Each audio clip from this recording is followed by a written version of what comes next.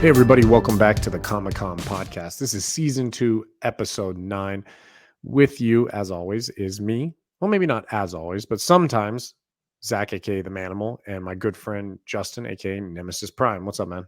What's going on, Zach? We are recording this on the eve of the Batman. We're getting this done early because both Zach and I are going to see the movie. I'm seeing it today, Wednesday the 2nd. Zach's going to see it on the 3rd. Got a busy weekend, and we'll definitely be coming back for a review. You know how we do. Yeah, man. A lot of hype about this movie. Obviously, any Batman movie, tons and tons of hype. But the early reviews are pretty good, pretty positive about this movie. Everyone's saying I didn't read the articles because I don't want to be like influenced at all, but like the headlines of articles I saw, like Robert Pattinson will be your new favorite Batman, which is saying a ton if you think he's going to beat Christian Bale to me. So, yeah, I'm completely staying away from it. Like right. You and I are in a private chat together. Some people were sending some articles, some YouTube videos. I obviously refused to click on them at all. Right. Really staying away from the internet. Somehow people got to go see this on the 1st, even though the movie really doesn't drop until the 4th. And then, they have that early access on the 3rd. Typically would be like midnight showings or later showings. And then they had an early access, which was the 2nd, how I'm going to see it. But then there's like a super advanced early access for the Batman on the 1st, which was Tuesday. So I have liked how over the years, like these new releases have changed where, like you just said, usually Thursday at midnight, you could go see the movie, the midnight showing. But, recently they've been doing I think I've seen all the recent Marvel movies on Thursday mid-afternoon, like it's released on Thursday, which is great. But then, you were like, oh, I'm going on Wednesday. I was like, what? Like, when's this movie come out? Like, oh, it came out a week ago, like, I don't know. It's crazy. Yeah. It's like I bought my tickets and I was like, yeah, I got my tickets for Wednesday in our private chat. And 2 people were like, yeah, I'm going Tuesday. And I'm like, wait, there was Tuesday tickets available? I would have went to go see it on Tuesday if I could have got it. Man, so we're both excited for this, and we have a little article coming up later that's going to talk a little bit more about the Batman. But let's go ahead and just get into it right now. So, like always, you guys are probably listening to us on one of the platforms. If you aren't listening to us on a specific platform, you can find us on Spotify, Apple iTunes, Anchor FM. You can find us on Instagram at the Comic-Con Podcast. You can find Nemesis Prime on Instagram, myself, Milton the Manimal on Instagram. Our email is thecomicconpodcast@gmail.com, where you can send in a question, kind of like what I'm getting ready to get into now. So, like always, this podcast is the Comic-Con, standing for the comic community, and we like to interact with the community, answer any questions or any drama, talk about, and really be a part of the community. So we love it when you guys send in questions, voice memos, anything like that. And we have a pretty good question today. So this question comes from John T. Says, when investing in a newer character, what should you be looking for the character to follow? Are you looking for abilities, backstory, team appeal? What else? Your thoughts? That's a great question. Why don't you tackle this one, Justin? It's definitely, I really like this question a lot. And of course, it's been a while since we've gotten any emails. So it's awesome to always, again, communicate with the community itself. So this is a great question because there's, we've talked about this over the past 2 months. Every week there's been like a new character, and it's people kind of like the character, or they really are just picking up the book, either spec on it or flip on it. And I don't think any of the characters this year are ones that I want to stick with. Maybe one. As far as the question, what is a certain appeal? I definitely like the abilities question. That's typically, whether it's, I'm not a big mutant guy, so I know you would probably tackle it more on the mutant side. For all these characters that have been hitting this year, a character that I'm going to be following a little bit more is probably Lyra Bloodstone. Obviously being a Bloodstone character, she's got a cult following type of character with her sister. I definitely think we'll see her in Strange Academy. So I think that's something that I would follow, especially on the ability side. Of course, backstory is always something, with any character. Of course, with great power comes great responsibility. So you figure, like, if there's a death of their character or their family or parents, or, maybe it's someone's son or daughter, or, they're, let's say like Spider-Man, let's say they had a kid in some other universe, I kind of like that as well. Like the backstory is definitely something to take away from a newer character, because if it's like something that you want to follow, Right. characters So who I'm go ahead. something that like hits with you. Yeah. Yep. I'm really getting into a lot of these like newer characters on the Marvel side. Like a lot of, for me, I'm kind of getting into these kind of the new Agents of Atlas characters. Like I'm really starting to follow White Fox a little bit more, and Luna Snow. Obviously they've been showing up in Luna's been showing up in Silk recently.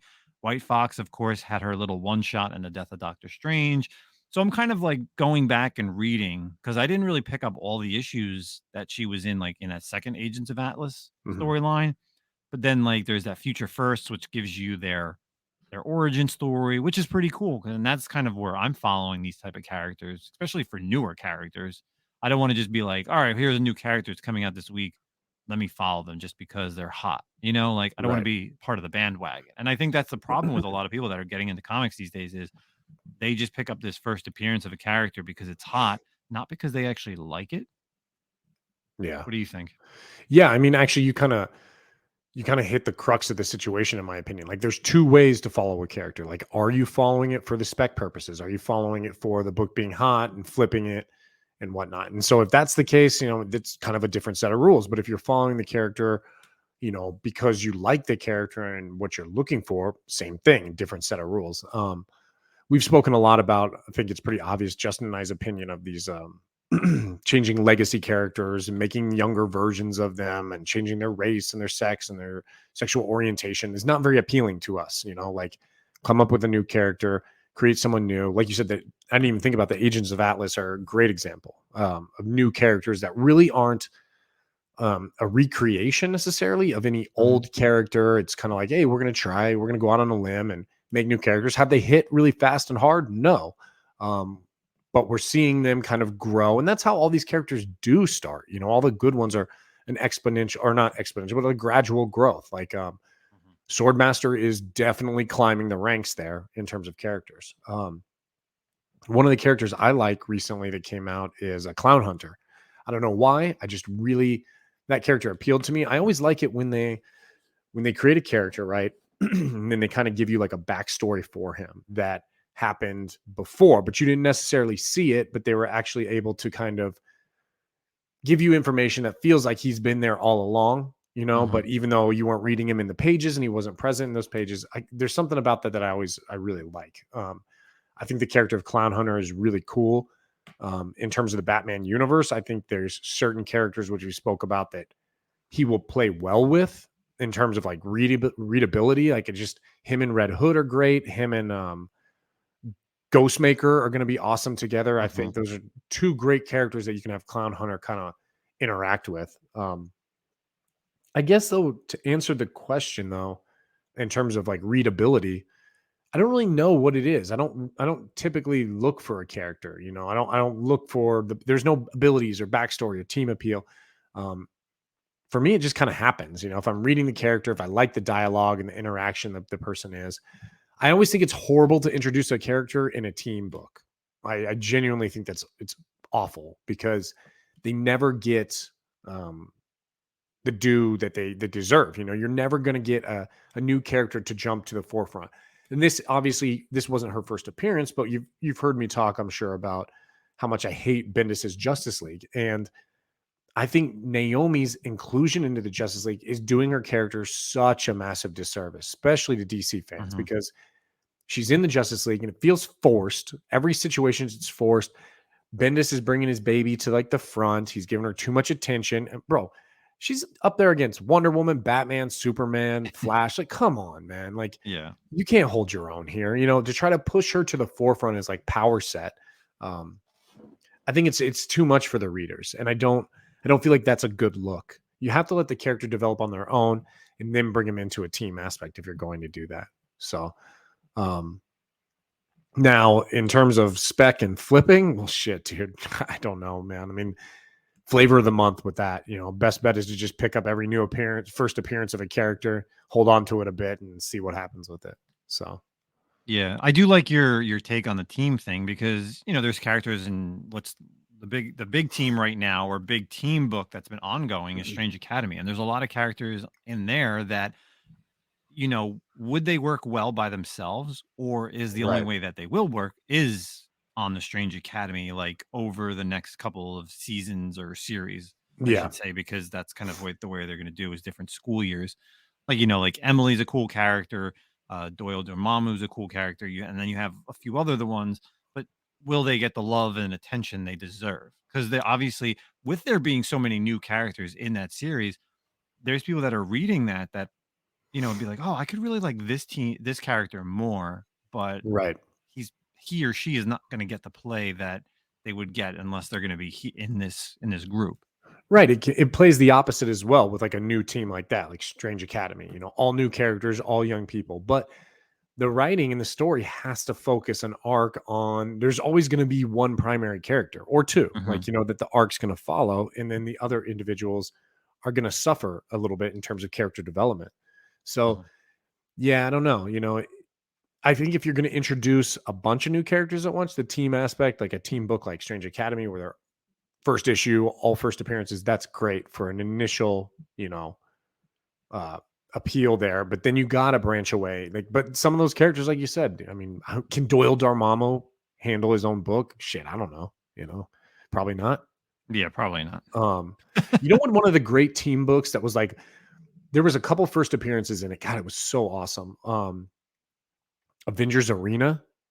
Like, and it was basically like Murder World with arcade, and they brought a bunch of like some newer characters, some like some brand new characters, and they put them on that world together. I think it was like Avengers Arena is what it was called. Yeah. It was Okay. really, really good. And I thought that series did super awesome in terms of the introduction of the new characters, because even the legacy, so to speak, characters weren't around for a very long time, that they didn't even have like a ton of like, they didn't overshadow the characters at all. Mhm.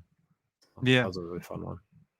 Yeah, I like that as well. So, you know, we appreciate the email. We're always up for questions. So it's definitely a good take because there's new characters coming out every week, I guess, in Marvel, and you know DC kind of trickles in some new ones here Yeah. and there. So I guess really to John, it's just really you know I think the big thing is the backstory, and also, do you, like Jack said, do you like them for the spec, or do you like them because you really do like them? Mhm. There's two ways to look at it. Yeah. Great question. So we're going to get into some news and some articles that we have. So um, we'll start with this one. This one was kind of a holdover from last week. Obviously, we had a guest last week, so we didn't really get to talk about all the articles we wanted to. But this one Justin had brought up, and I'm super interested in it. But it's an exclusive that TMNT co-creator Kevin Eastman is celebrating Venus de Milo's triumphant Turtles return. So if you remember, Venus de Milo is the original fifth Teenage Mutant Ninja Turtle, the first female Ninja Turtle. But it's not the case anymore. Jenica is now the first female in terms of the comic and canon. But we are seeing the return of Venus de Milo in the IDW TMNT line. So I read this. This is one of my favorite titles in like ongoing. I love it. We're at like issue 127, I believe, is when she's coming out. Mhm. And it's such a great run. Like, if you can't find the collected, you got to find some way to read them online. It's just an amazing series. But I believe, if I'm remember correctly, Venus de Milo was first introduced in like a live action television show. And I don't think it did very well back in like, Oh no. 1997, short-lived Teenage Mutant, or just Ninja Turtles: The Next Mutation. So Venus de Milo shows up, and she had boobs in the like her chest plate had like little like A-cup boobs or some shit. It just was Yep. absurd, dude. So It was definitely the downhill for Ninja Turtles. Like, even though like I was a big fan and like the original and played all the video games that right. were coming out, and I stuck with it pretty through and through. And I can remember that live action concert that they did. I think I even went to that as a child. God. There's even photos of like my brother and I think it was, I guess, Palmer Video or Blockbuster. Like the Turtles came, and I guess that was in like the late 80s, early 90s, I want to say. But then Mhm. like, yeah, then kind of Turtles hit like a roadblock where they were like, let's try live action. And This was definitely not good. Right. It was bad, man. And what was her color? Was like light blue. It was like sky blue. Yeah, like a sky blue. Yeah. Yeah. And Jenica's is like a yellow, which is makes Mhm. way more sense, to have a new But color. So, yeah, who knows if she's gonna actually be part of the Splinter clan or not. but But we've it'd be seen. cool to I have don't her. know if you've seen like some of the photos, and I know, of course, always not a visual here on the podcast, but she almost looks like rebuilt, almost like robotic in a Yeah, I'm way. seeing the picture I'm looking at, her shell's got kind of like a glowing circle in the middle in the back. So Mhm.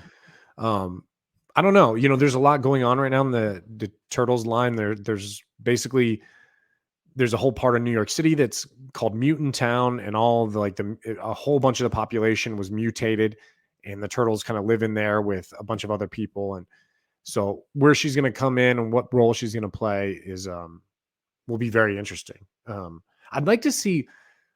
I'd like what I would love to see with Teenage Mutant Ninja Turtles is the same thing that's going on with like Power Rangers. Obviously, Boom Studios and IDW, but I'd love to see how Power Rangers has like multiple um, titles, right? They got Power Rangers, Mhm. Mighty Morphin.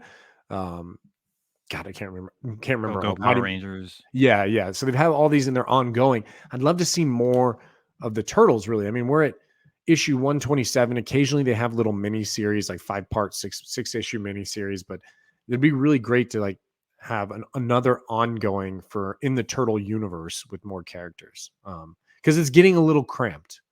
It's getting a little cramped with all the characters. You got obviously the four turtles, Jenica. You've got Splinter's gone now, but you've got like still Shredder's creeping around. You have the Mutanimals. I mean, it's getting crowded. They need to kind of split this up. But Aren't they introducing the frogs? oh yeah, the Punk Frogs just showed up. Yeah. Yeah, Okay. and like two I do issues remember ago. Yeah, reading about that. yeah. So the Punk Frogs are there. Of course, you got Krang. You got the Fugitoid. You got everything. They're all there. It's so good, so good. The writing's great. The stories are awesome. Everyone needs to check it out. But Mhm. I'm excited. You know, more turtles, my opinion. Hey, So what do you? that's people like everything. Yeah, exactly. And it's always good to bring back a character and make them better again. Like fix them. People love that. So Yeah, who is they recently did that, I guess. What's something that they've done that recently with where they've completely like revamped a character?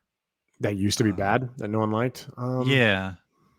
I mean, I can't think I of. know I'm I kind of feel going like you're down a right, but rabbit I can't hole. remember right now. And it could be anything like GI Joe, Transformers, Yeah. even in the Marvel or DC world, like characters that were absolutely nobodies, and then all of a sudden you're like, oh, okay, they've kind of Right.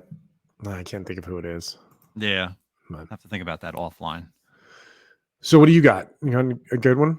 Good Yeah, article? so sticking with the comic book news, and this is something again, this was a leftover from last week that we didn't really get a chance to talk about, but over at comicbook.com, we got a new creative team on the Batman. You got Chip Zdarsky and George Jimenez is going to be the new team writer and artist for starting off for Batman 125.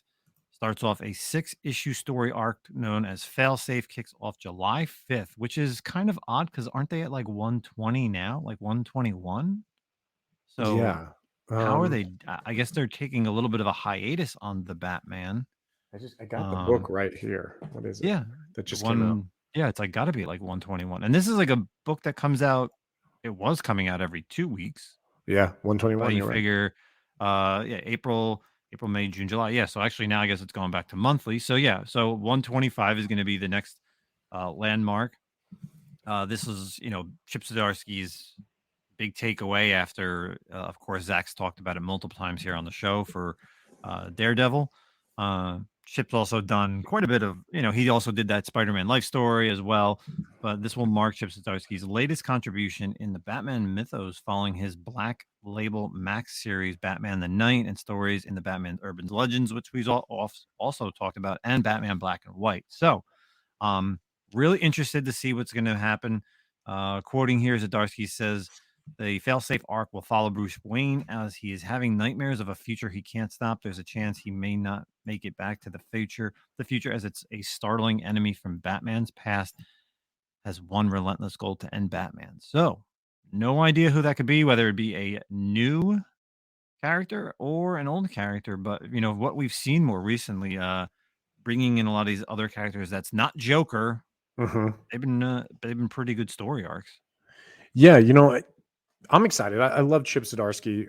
It'll be really great to have him on Batman. It's kind of sad because Joshua Williamson is writing it right now, who I enjoy. This storyline with Abyss has been pretty cool in the Batman Incorporated stuff. So knowing that that's going to end kind of sucks. The Abyss storyline pretty much just ended in this issue anyway, but I like Joshua Williamson, and he's only going over to what, Justice League for like one issue maybe, and then that's Yeah. over. So like, I kind of feel bad for this dude, but I think you're right though. The new characters they've created, the new villains, it's always going to be tough to grow Batman's rogues gallery because people are so invested in some of those characters. But if you think about it, there's so many of them that don't get their due diligence either. Like, honestly, dude, if you wanted to tackle like a badass, like a rogues gallery character, I feel like who hasn't got like an awesome story in a long time would be a Mr. Freeze. Like, you could do a really good Mr. Freeze storyline, I feel like, if you could come up with something. Or even Penguin, if you just make him seem like less what he's been, like just this like, secondary character. Like, I don't know. I don't mind the new characters though, for sure. The thing is too, like they need to utilize. Well, let me just take this back. So just to end the Chip Zdarsky talk, and then we'll Mhm. kind of get exactly what you were saying. So according to Zdarsky, he said failsafe is his doomsday. So that Yeah. means we all know what happened with Superman and Right. had a huge, not to say that he's going to die, but I guess this doomsday type of character. So that's that. I think obviously there's so many bat titles going on that they really need to utilize those villains more, right? Right. Remember, like when I think it was like the Red Hood and the Outlaws. I don't know if it was Volume 1 or Volume 2, or could have been Rebirth, but like they had like the Penguin. Like Penguin was kind of, The main villain. yeah, he was Yeah. in there for a while. So like they utilized him well. And I feel like that's what they need to do with whether it's Batgirl, whether the current Batgirls Mhm. series. Detective is always, right now it's still kind of being in that story arc. But yeah, I think you're right. They need to really bring characters that are extremely legacy characters that are old school and give them like a longer arc. Yeah. We've seen it with the Joker. Obviously, that's constant. The City of Bane thing that didn't really go over so well. I That think was towards too the big. end. It was too big. Yeah. Like, keep it a little bit more like tighter focused. The Scarecrow thing was, to me, I was great. I liked the Fear State Yeah. without a doubt. Wasn't That was bad. definitely, perfect. But yeah, like you said, Mr. Freeze is a perfect character, and then you kind of either you build on those mid-level characters, like Mhm. bring in a Black Mask to really be there.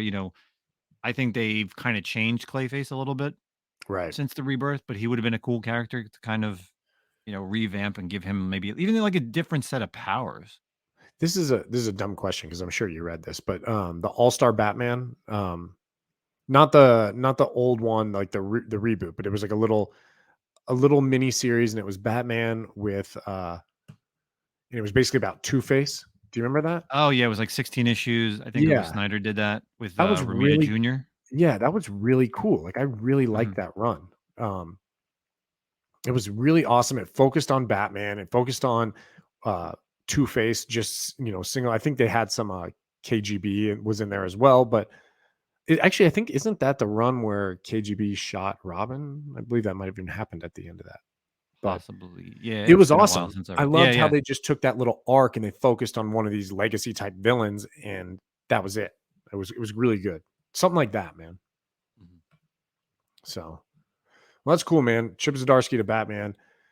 Like, you can't complain about that. He's one of the top No, I'm writers right now. excited. I'm definitely excited for this new team up. What issue did you say that was? 125? 125 starting in July. Okay, cool. Good deal, man. So, following Batman talk, kind of what we were talking about earlier as well, we've got another article here that is kind of controversial in a way. I think not too many people are going to be super excited about this, but this unfortunately might be our future. But this article comes from Comic Book Resources, CBR.com, and AMC defends charging more for the Batman tickets than other films. So AMC CEO defends the theater company's new variable pricing policy, which will charge a premium for tickets to movies such as the Batman. So in a nutshell, basically AMC is saying they're going to come out and charge a little bit extra for these, I guess you would call them tentpole type movies Mm. that, everyone is going to want to see. They say that it's not something new. And in fact, they do this all over. They've been doing it for years in European theaters, but, and European theaters, I guess, charge a premium for the best seats in the house, which is, I guess, kind of crazy. And they're equating this as well to like, saying this is justified because think about other things like sport events, concerts, live theater, for example. You get to charge more for premiere seats, but Mhm. not to downplay films by any means, but it's not the same thing, dude. You know what I mean? I don't know. I'm not crazy about this. It also feels like to me, this is retaliation is probably not the right word, but like they're trying to recoup their losses over the COVID time. You know what I mean? Mhm. So they know you're going to have movies. People are going to go see the Batman. It's probably going to be one of the highest grossing movies of the year. They want to make a little bit extra because they lost a ton of money over COVID. Mhm. It seems very like it's see-through to me. So I don't know. I'm not crazy about it. What are your thoughts? Yeah, I didn't think about this until you said that about sporting events. So let's just it's kind of like a catch 22 because all right, so if they're going to charge you the same price for a movie, like I think it was like $1.50 extra was the Right. AMC Yeah. price I saw in the $1.50. article as well. So I mean $1.50 for, let's just say my wife and I, okay, so that's an extra $3 that I got to pay for the movie. It's not going to kill me. For a family of like four, now you're creeping in an extra, $6, I guess. Well, keep in mind, what are tickets like? Sorry, not to interrupt, but like tickets in, let's test this out. What is the average ticket price in Jersey for you? Not necessarily like, yeah, normal matinee ticket prices for you. What would you say Okay, is average? so I'm going to see Batman in an hour from now. So, tickets for me were, let's see, I think they were like a $15. Okay. I And think what that's what theater it are you was. going to? Like a Cinemarks. Is it like one of the ones you can eat in or? No, it's just your standard. So like Cinemarks has like different types of seating. Like they have regular, and then they have this thing called like XD, Mhm. where it's like better sound, the chairs recline, Right. heated seats. Yeah. It's pretty crazy. So yeah, I think I paid. It doesn't have. Oh, there, yeah, there's my price. So I paid 30 16. Yeah, and I paid $16. And I guess and it could be because it's the Batman, so it's the Batman XD Fan First event presented by DC. So the XD is like the better sound Of system and course. and seating. Yeah. So yeah, so I'm paying $16, but that doesn't include like obviously online ticket fees and tax. So I'm paying for 2 Right. tickets, $38. Okay. That's okay. So I bought 2 tickets as well. I'm going to Alamo Draft House, which I don't know if you guys have them out there, but it's one of No. those places it's like the restaurant thing where you order and they Mhm. bring the food to you. You have your own seat, comfortable chair. Same thing, 2 tickets with charges. So by itself, the tickets are 15.50 and Mhm. completed with charges 38.30. So I mean, not bad, but like you said, a family of 4 or 5, and then you're getting popcorn, you're getting drinks and stuff like that. I mean, you're damn near pushing $100 at this point. Like, I don't think it's a good look, especially if it's just AMC that's doing it. Like, I'd be like, okay, cool. I'll just go see it in Cinemark, or I'll go see it Yeah. somewhere else. You know what I mean? There's like for me, it's like there's a AMC, a Regal, and a Right. Cinemarks.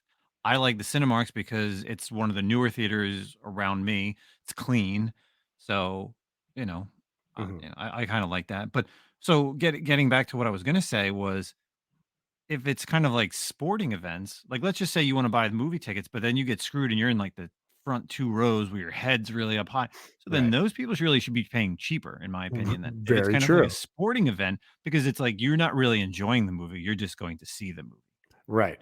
So yes, that brings into question. So then what are they going to charge? Okay, so let's just say $15. We both paid $15 for our tickets. So those shitty seats right up front, those are going to be $15, and any seats better than that are going to be more, because we all know they're not going to be like, "Oh, they're never going to go cheaper than what the price Mhm. is now. They're never going to give Yep. you a discount on those chairs." So that's how it's going to end up, is the shittiest seats are going to be whatever your price is now, and anything further up or in the center or whatever. And like, how do you even categorize that? Because everyone likes their different places to sit. You know what I mean? Like some people like being all the way at the top. I have Mhm. friends who like being in that first row where sometimes there's like the bar and you can put your feet up on it. Okay. Um, I know some people who like to be in the center of the row, you know, smack dab as much in the center of the theater as you can be. My father, if I go see a movie with him, he absolutely has to be on the aisle. So like Mhm. what's considered the best seat in the house? You know what I mean? Well, where are you sitting? Where did you or did you when you here's a question, obviously. Did Yeah. when you were able to pick your tickets, were you able to pick it anywhere?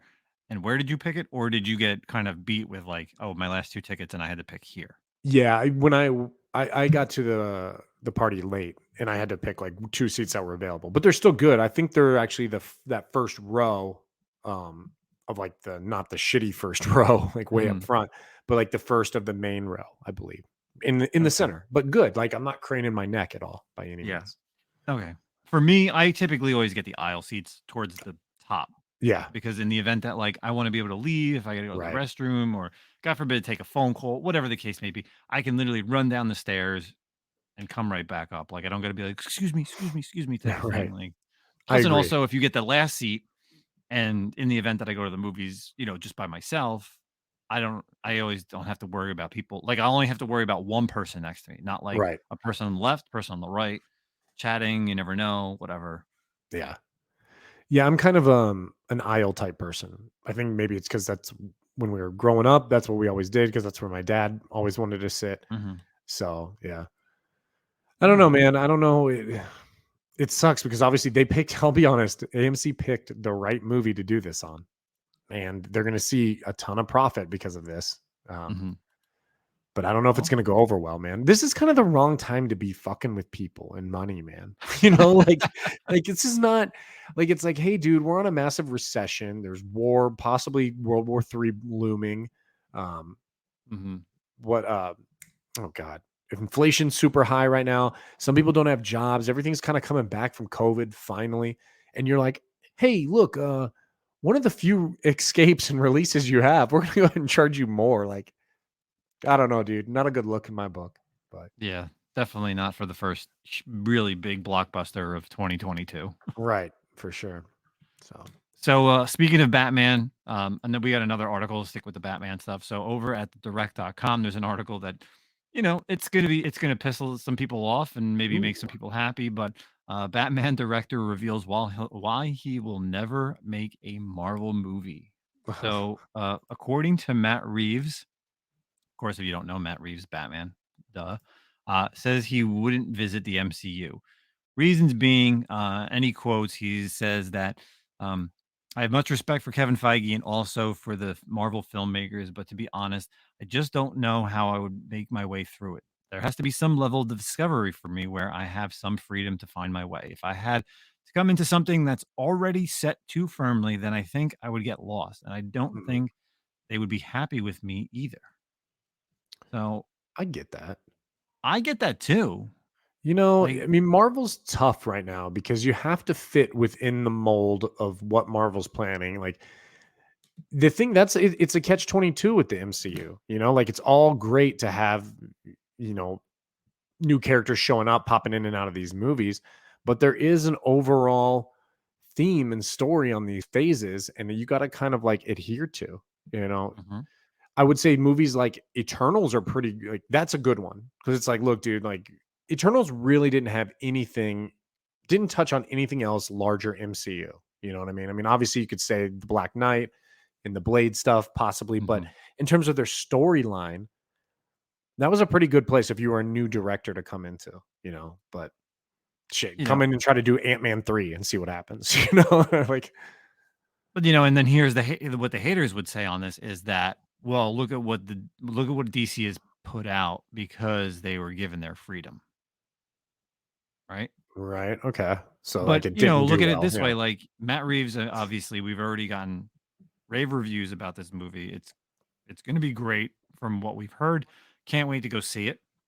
But at the same time, yeah, if you're given the opportunity to do what you want, that kind of gives what the moviegoer wants to see. Because like you said, like Right. Marvel is kind of they already know what's going to happen over the next 5 years. They're just literally getting directors who can put storyboards to film, right?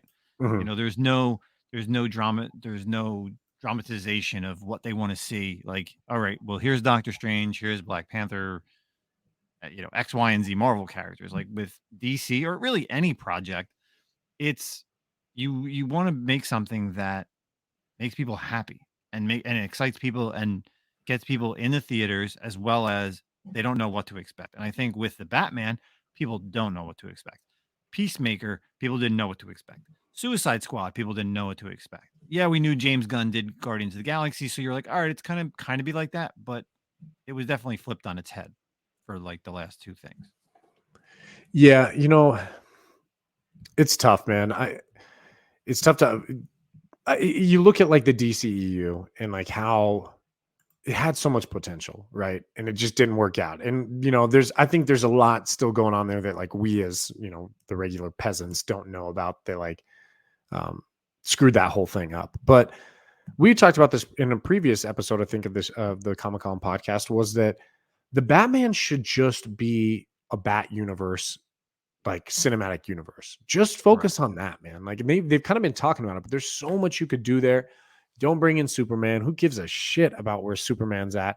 Let's just do a Gotham universe, and have the Robins, have Red Hood, have Batgirls, have Oracle.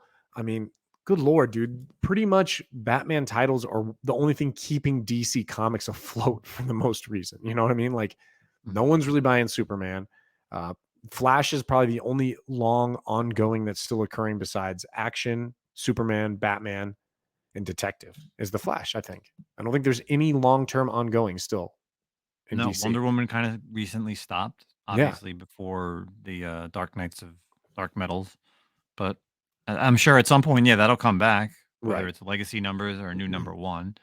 But yeah, it's always the trilogy, but we have one part of the trilogy that's not there, or Yeah, Trinity, I man. should say. I'm sorry, not trilogy. I think you focus on, and whether it's a Matt Reeves or whatever, but I think you focus on a Batman like universe and you just do that. Yep. That's the And way it's to do it. sad because Batgirl, which is going to have Michael Keaton's Batman, and obviously that's not same world as um, what the Batman is. Mhm. It's not part of the Snyderverse. Right. Then you have the Flash, which is also going to have Michael Keaton in it. Now, is that world going to be the same as where Batgirl is? Is it just going to be the Tim Burton universe? Like Right. where does everything fall in this year?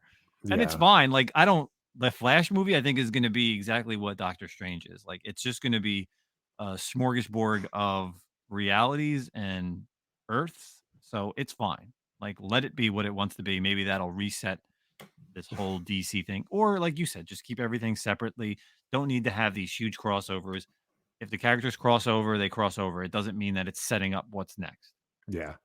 It's funny, man. I mean, I know you're more of a DC guy than a Marvel guy, but the DC movies are just always behind the eight ball to Of course. Marvel. Like Marvel came in and was like, "Yo, hold my beer. Of Here's course. here's Spider-Man No Way Home. We've now connected all of our Fox properties to this." And then they're just like, "Oh, you thought we were joking? Here comes Doctor Strange 2, Multiverse of Madness, and here comes Professor Xavier and Patrick Stewart." And then, Mhm. there's even rumors that it might be like the Fantastic Four actor who played Reed Richards and stuff like that. Like, it's just, the Flash is the only hope for DC to kind of do the same thing. And even then, if they do, they're still going to be, you know, late to the party, so to Mhm. speak. But It's sad that the best thing that out of all the DC stuff is always their animated movies. Like yeah, that's but the one thing that they Christopher can Nolan, do. Oh, Christopher well, Nolan, that too, Batman. but Yeah, I'm saying like if you look back, I think it was like a 20 or 24 movies was a continuality, and then they did yeah, the actual reset. But it was amazing that they literally had all these movies, and they can work that out, even though a lot of the storylines are really just taken from the comics. mhm, It just it's sad, and I know that yeah, they're coming out with like a Constantine movie, uh, and at least they actually touch on the past Flashpoint Flashpoint, I guess you would say, if anyone's caught up with all the different DC movies. Gotcha. So we'll see. Cool. So I guess that's all out articles, right? That's it. And then, so I mean, you were speaking about obviously how Marvel is just shitting on DC. Of course, this is just dropped, and I'm sure everybody kind of knows about this over at comicbook.com. Marvel's Defenders show and Agents of Shield are hitting Disney Plus finally. So if you haven't watched it on Netflix like I was, and I didn't get to finish it, so whoop-de-doo, because now that it's off, starting on March 16th, they're heading over to Disney Plus. So you'll be able to see Daredevil, Jessica Jones, Luke Cage, Iron Fist. I'm going to scratch that one. The Punisher and the Defenders. And with that, Disney Plus is introducing new parental controls. I don't know why you'd introduce parental controls. Is any one of these shows like really violent that Daredevil is? Watch? Yeah, and Punisher is too. I was making a joke. I was trying to be sarcastic. I was like, wait, really? Thanks for really being with me on that one. I fell for it. Hey man, Iron Fist season 2 is not bad. Iron Fist season 2. Wait, Iron Fist went 2 seasons for real? Yeah, and season 2 is actually pretty decent. Okay. Luke Cage season 1 I thought it was rough. Luke Cage season 2 I really liked the bad guy in that one, the Bushmaster. Yeah, it's good, dude. Mahershala Ali, right? That's who. That was the first season. Yeah. Oh, okay. Yeah. Yeah, dude. And did you say Agents of Shield also? Yeah, and the Agents of Shield. And the Agents of Shield. It's crazy, man. I mean, now it's like, where do these fall to? There's so many questions because obviously with the introduction of like Kingpin and Charlie Cox's Daredevil, it stands that like those Netflix shows are straight up MCU canon, not from an alternate dimension or anything like that, right? So what does that mean for? I can't remember if it was in Jessica Jones or the Defenders. Didn't they like make mention of the Battle of New York?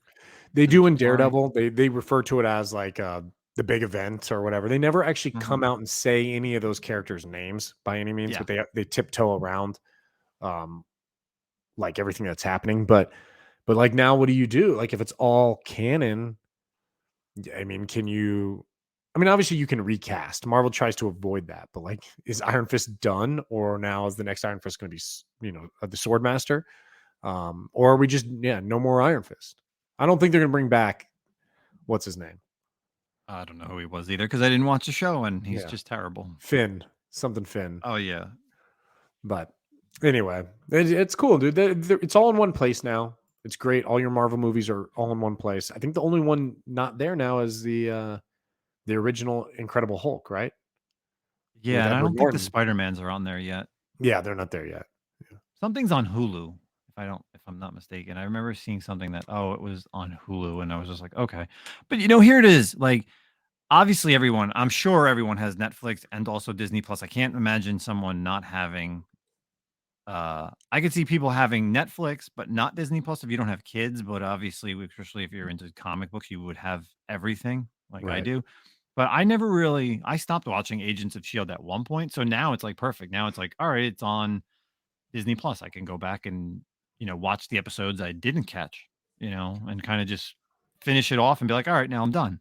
I never got obviously more currently I was watching Punisher. I didn't finish that. Now I can finish it over there on Disney Plus. It's fine. Yeah. I never finished the last season of Agents of Shield. So maybe I should go and watch that. Or maybe not. There you go. March 16th, you'll be able to catch it. Sweet. Good deal. Well, everyone, as we always do, we are going to round out with what we are currently reading. And I kind of feel like, dude, these past 2 weeks have been tough. There's been a lot of good books. Yeah. I feel like there's a couple things I definitely want to talk about. But you want to go first? Yeah. So I really don't have a hot garbage this week because since we're recording this on Wednesday, I didn't really get a chance to read everything. But I got to talk about the Star Wars books this week. Last week I talked about how terrible High Republic Adventures ends, and that was bad. So obviously this week you have the High Republic issue number 15, closing out phase 1. Very good issue. There's some stuff that happens that I was thinking, oh no, certain characters are going to die and then not show up in phase 2. I'm glad they went the route they did. And of course, then my other book is Star Wars High Republic Eye of the Storm, the other issue for Martian Row. I think these two issues is what we should have gotten somewhere in the middle of 2021 to really show Right. what the High Republic was all about and who the villain was. They should have brought Because, him to the forefront earlier. Yeah. yeah, like this was, I'm not saying too little, too late, but for people who have been reading the novels and also the comic book, this is the character that is again going to be, I would say, more in the forefront for phase two, I'm sure. But yeah, these two issues of Eye of the Storm really showed off what Martian Row is all about and how vicious and how much of a leader and villain he is to the High Republic era of Star Wars. Yeah, he's really like you're totally right. And for like the two of us who have read, a bunch of the novels, he gets his due in the novels. That's the frustrating thing. Is Yep. like you have to read the novels to actually understand him. And then you come to the comics. And if you're only reading the comics, you're probably like, oh, okay. I mean, yeah, he seems moderately cool, but you don't get much from him at all. So yeah, the little mini series was great. That's good. What about you? What did you currently reading? So I got a shout out first to Nice House on the Lake #7. Glad that that's back.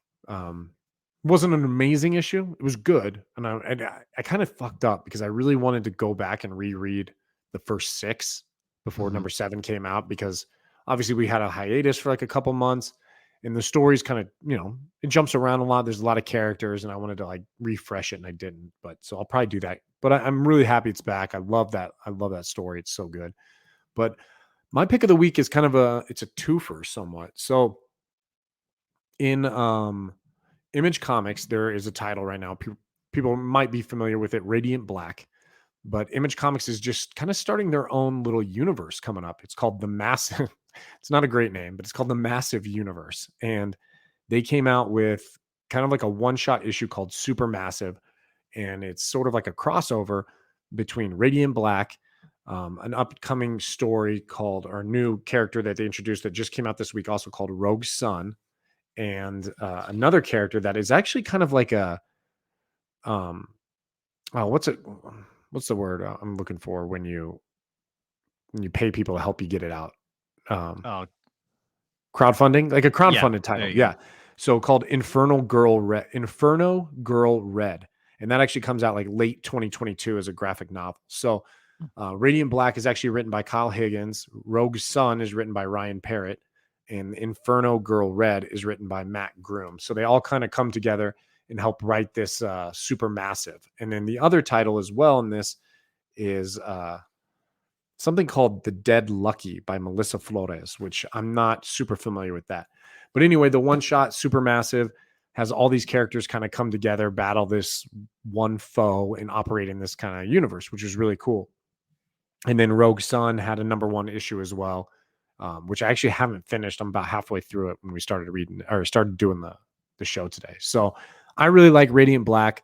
I think it's fun. I like these new characters. I like a new universe, something that's not, built up on other stuff. And I really enjoy it. So if you're looking for something new, check out Radiant Black. I think there's only 15 issues out. Pick up Supermassive and pick up Rogue Sun. It's kind of an ongoing, like I said, shared universe, which is really cool.